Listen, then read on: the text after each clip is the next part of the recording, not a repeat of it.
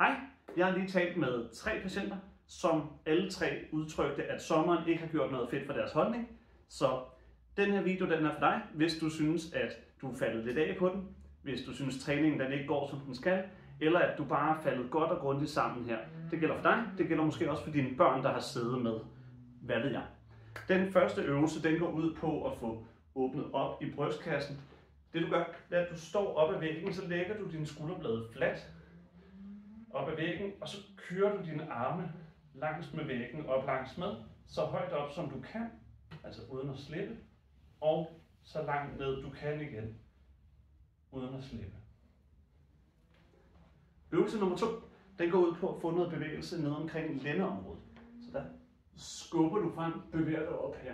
Det er nogle mega nemme øvelser, dem her, de kan laves overalt, og det gør en kæmpe forskel for dig, for at komme tilbage til almindelig bevægelighed igen. Den lavede jeg nogle gange, for den er fed.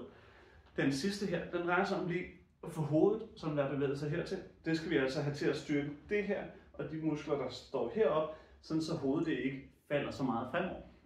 Det du gør her, det er, at du står op ad væggen, så gør du dig så højt som du kan, og så prøver du at få toppen af nakken op mod loftet. Du holder den i 2, 3, 10 sekunder, og så kan du lige slappe af igen. Start med 2, bevæg dig opad. Op, hold den der, lav en fed dobbelthage, det var vejen frem, og så får du løsnet lidt op igen og kommer tilbage på sporet.